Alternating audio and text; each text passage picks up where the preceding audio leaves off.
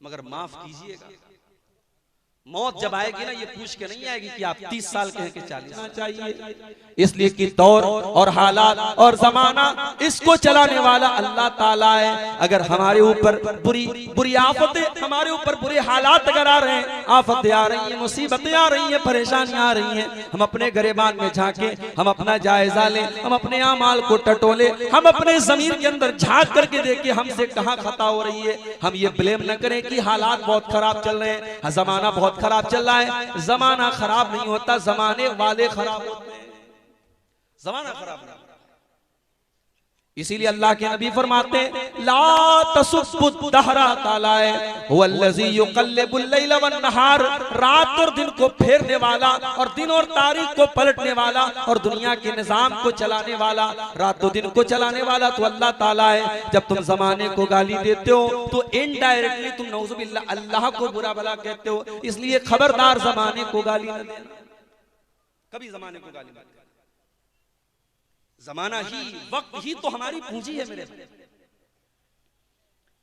इंसान की जिंदगी से गुजरा हुआ एक मिनट कभी वापस नहीं आ सकता, इतना कीमती होता है ये वक्त, ये जमाना।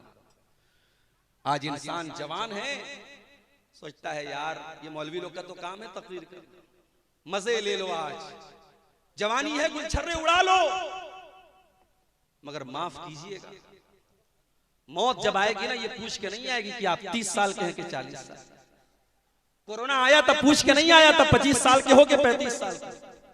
कब्रिस्तान में जब जनाजे आप उठाते हैं, जाके देख लो, अगर 60 और 65 और 70 साल वालों के जनाजे आप उठाते हैं तो 18-20 साल के जवानों के जनाजे भी आप उठाते हैं, 5 साल के बच्चों के जनाजे भी आप उठाते हैं और 70 साल के बूढ़ों के जनाजे भी आप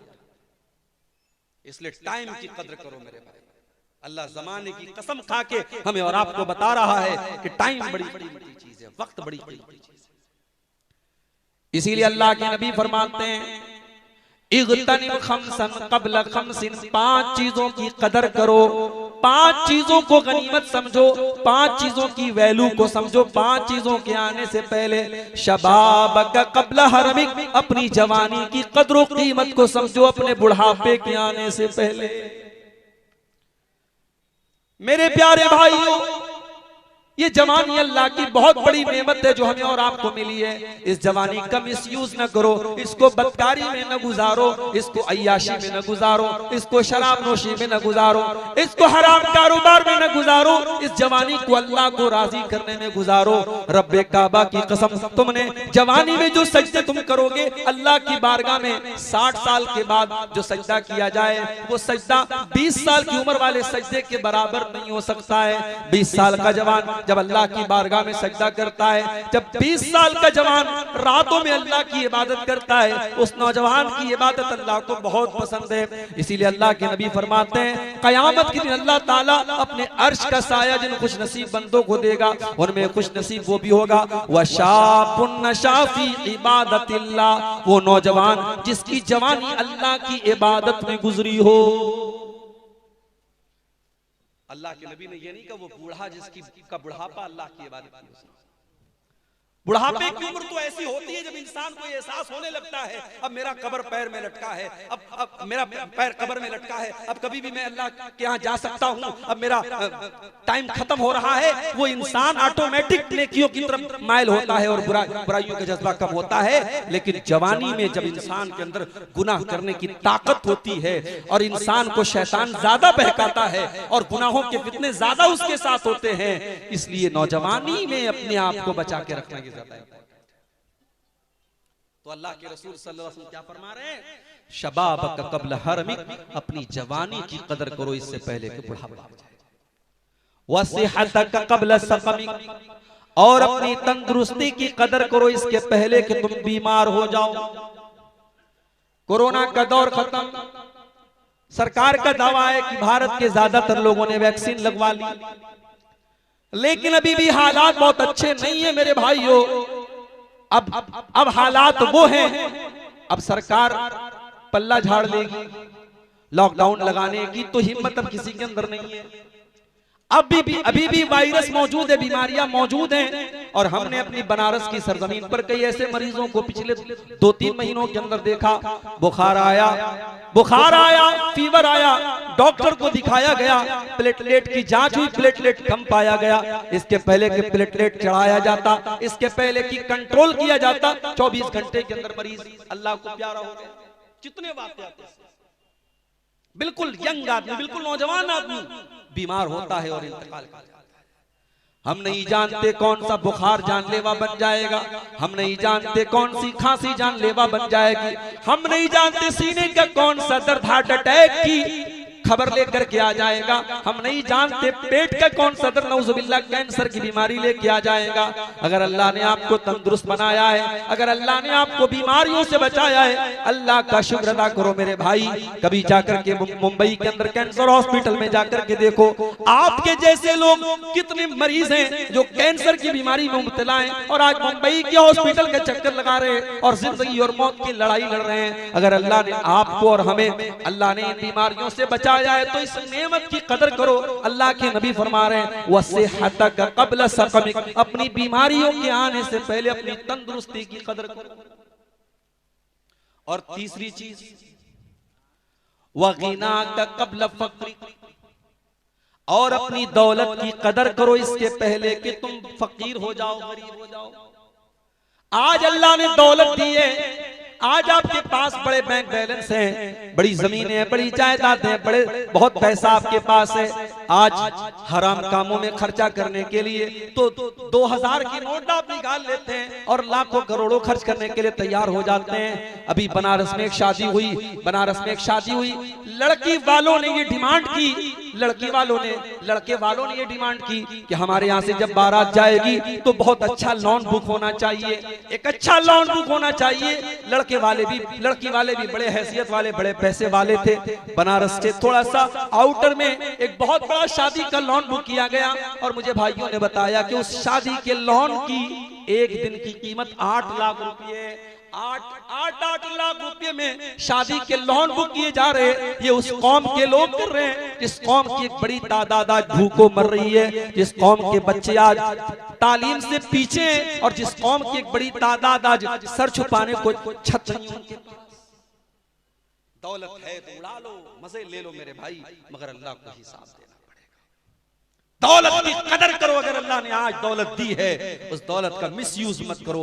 बहुत सारे नेकी के रास्ते हैं, बहुत सारे गरीब बच्चे हैं, बहुत सारी यतीम बच्चे हैं, बहुत सारी बेवाएं हैं, बहुत सारे इदारे हैं जहां आपके माल की जरूरत है, आप हराम रास्तों पे खर्च कर रहे हैं। जरूरी नहीं है, हमने देखा है बड़े बड़े बादशाहों की औलाद आज भीख मांग रही है, बड़े बड़े अमीरों और करोड़पतियों और अरबपतियों को हमने रोड पर आते हुए देखा है, सड़कपति उनको बनते हुए देखा है। अल्लाह के रसूल कह रहे हैं कि अपनी दौलत की कदर करो इसके पहले कि तुम फकीर हो। और चौथी चीज वफरागक क़ब्ल शुग़लिक, अपने टाइम की कदर करो इसके पहले कि तुम बिजी हो जाओ। आज अगर आपके पास 5 मिनट का टाइम भी फ्री है तो उस फ्री टाइम को टाइम पास न करो। उस 5 मिनट में कुरान की तिलावत कर सकते हो, उस 5 मिनट में कोई अच्छी तकरीर सुन सकते हो, उस 5 मिनट में किसी दीनी किताब का मुताला कर सकते हो, उस 5 मिनट को अपनी माँ के पास बैठ करके माँ की हालचाल ले सकते हो, उस 5 मिनट में अपने बच्चों के पास बैठ करके बच्चों की सही तरबियत कर सकते हो, उस 5 मिनट के जरिए अपने बाप के पास बैठ करके अपने बाप की कुछ खिदमत कर सकते हो। उस 5 मिनट की भी कदर करो, वो 5 मिनट भी तुमको आगे की जिंदगी में नसीब नहीं होगा। जैसे जैसे जिंदगी आगे बढ़ती चली जाएगी तुम अपनी मसरूफियात में बिजी होते चले जाओगे, मसरूफ होते चले जाओगे। अगर तुम्हारे पास फ्री टाइम है, अगर तुम्हारे पास फुर्सत है, अगर तुम्हारे पास वक्त है, अल्लाह के प्यारे नबी सल्लल्लाहु अलैहि वसल्लम फरमा रहे हैं वफरागक क़ब्ल शुग़लिक, अपने टाइम की कदर करो इसके पहले कि तुम बिजी हो जाओ। और 5वीं चीज वहयातक क़ब्ल मौतिक, और अपनी जिंदगी की कदर करो इसके पहले कि मौत आ जाए, इसके पहले कि तुम आज तो अपनी फोर व्हीलर पर और अपनी महंगी महंगी 30-30, 40-40 लाख की गाड़ियों पर तुम सफर करते हो। तुम्हारे गांव में तुम्हारी गाड़ियों की धूम है, तुम्हारी दौलत की धाक है। इससे पहले कि वो दिन आ जाए जब फॉर्च्यूनर पे चलने वाला, जब महंगी महंगी गाड़ियों पर चलने वाला, जब करोड़पति बंगले में रहने वाला, जब 4 लोगों के कंधे पर सवार होकर के कब्रिस्तान जाएगा, उस दिन के आने के पहले तुम तैयारी कर लो मेरे भाई। कभी रात का सफर आपने किया होगा, कार से आप सफर कर रहे हैं, रात का टाइम और जंगल से आपकी कार गुजर रही है। मेरे भाइयों, कभी रात के उस सफर में अपने कार की लाइटों को बुझा करके देखो। जब चारों तरफ अंधेरा हो और आप जंगल के बीच में आपकी कार खड़ी हो, आपको कितना डर महसूस होगा, आपको कितना भयानक लगेगा।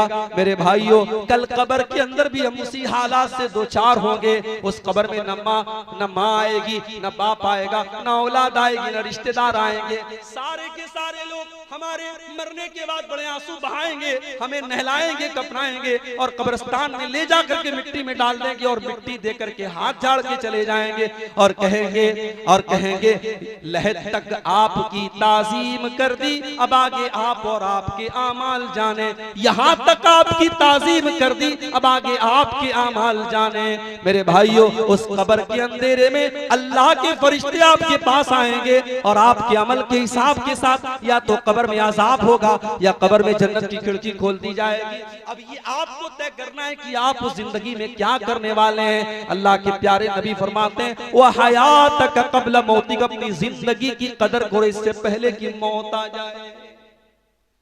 तो जमाने की कसम खा करके अल्लाह ताला ने जमाने की अहमियत हमें और आपको बताई। और एक और तर्जमा इसका किया गया, वल अस्र, असर के टाइम की कसम या असर की नमाज की कसम। 5 टाइम की नमाजों में असर की नमाज की बड़ी अहमियत है। जिस तरीके से फजर की नमाज की बड़ी अहमियत है, उसी तरीके से असर की नमाज की बड़ी अहमियत है। आमतौर से फजर के टाइम भी आदमी सोया रहता है और असर के टाइम भी, जब दोपहर में इंसान कैलूला करता है, आराम करता है, तो असर के टाइम भी अपनी नींद को कुर्बान करके उसको असर पढ़ना पड़ता है। इसलिए अल्लाह कुरान में कहता है, हाफिजू अलस्सलावाति वस्सलातिल वुस्ता, मेरे बंदो तुम नमाजों की हिफाजत करो और खास तौर से बीच वाली नमाज यानी असर की नमाज की हिफाजत करो, असर की नमाज की पाबंदी करो। वक़ूमू लिल्लाहि क़ानितीन, और नमाज में सुकून के साथ अल्लाह के सामने खड़े रहो। असर की नमाज की बड़ी अहमियत है।